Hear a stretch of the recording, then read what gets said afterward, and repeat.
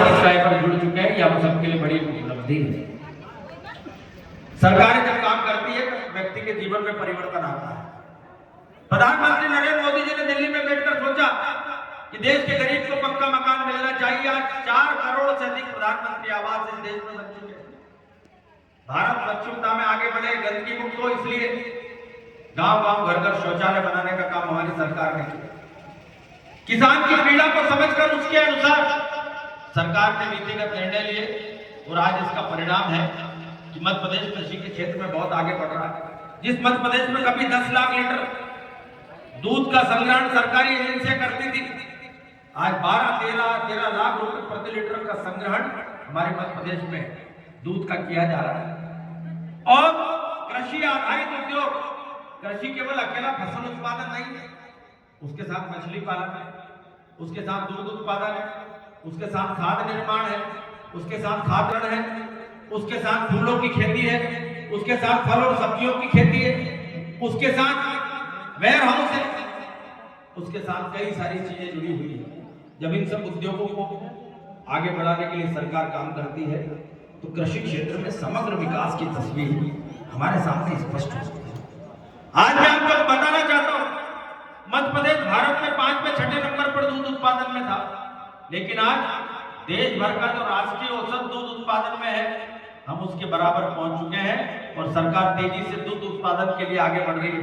विद्यासागर योजना, जिसमें गोवंश के संरक्षण के लिए, गोवंश के पालन के लिए सरकार किसान भाइयों को सब्सिडी देती है। एक समय हर किसान के पास एक जोड़ी बैल जरूर होता था। अपने घर से छकड़ी में जोत के उससे शहर तक आता था, उसको गाड़े में जोतकर, हल बखर में जोतकर खेती करता था। लेकिन आज गोवंश सड़कों पर लावारिस अवस्था में छोड़ दिया जाता है। इसलिए गोवंश का संरक्षण हो, देश की जो दुधारू देशी गाय की नस्लें, उनका संरक्षण हो, उनका विकास हो, इसके लिए हमारी सरकार लगातार काम कर रही है। कामधेनु योजना के माध्यम से हमारी जो देशी गाय की नस्लें, उनके विकास के लिए सरकार काम कर रही है। आज हमारे, अगर हम गायों को कृत्रिम गर्भाधान के माध्यम से, हमारी भैंसों को कृत्रिम गर्भाधान के माध्यम से निकट के पशु चिकित्सालय ले जाएं और वहां पर उनका कृत्रिम गर्भाधान कराएं तो उनकी दुग्ध उत्पादन क्षमता बहुत तेजी के साथ बढ़ती है। और इसलिए जो छोटे छोटे देश है दुनिया के, जो हमसे कई गुना ज्यादा, मध्य प्रदेश से जो कई गुना छोटे हैं, वो आज हमसे ज्यादा दूध का उत्पादन कर रहे हैं। इसलिए आज खेती के क्षेत्र में आधुनिक तकनीकों की आवश्यकता है। मध्य प्रदेश ने नई मत्स्य नीति लेकर आए 2026, जिसके माध्यम से अब किसानों को छोटे छोटे तालाब बनाकर उसमें मछली पालन के लिए ऋण दिया जा रहा है। और मध्य प्रदेश में इसमें भी बहुत अच्छा काम हुआ है।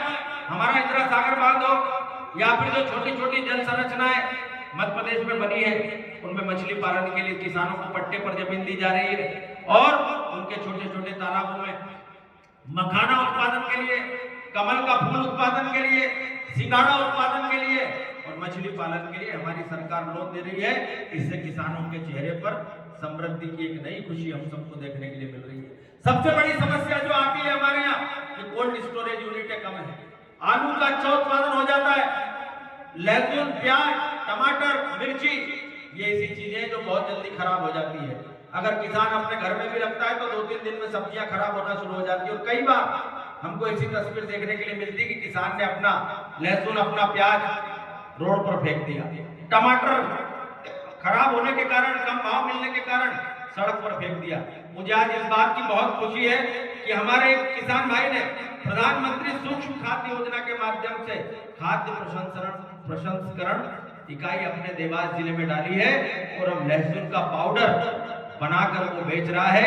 खाड़ी के देशों में, जो अरब के देश हैं, दुनिया के कई सारे देशों में, जहां पर लहसुन की फसल जल्दी सूख जाती है, लहसुन की कली का वजन कम हो जाता है, खराब हो जाती है, 1-1.5 महीने में ज्यादा समय तक उसको सुरक्षित नहीं रखा जाता, तो 10 किलो लहसुन से 1 किलो लहसुन का पाउडर बनाकर उसे दुनिया भर के बाजारों में बेचा जा रहा है। इससे किसान को आज लहसुन फेंकने की आवश्यकता नहीं है।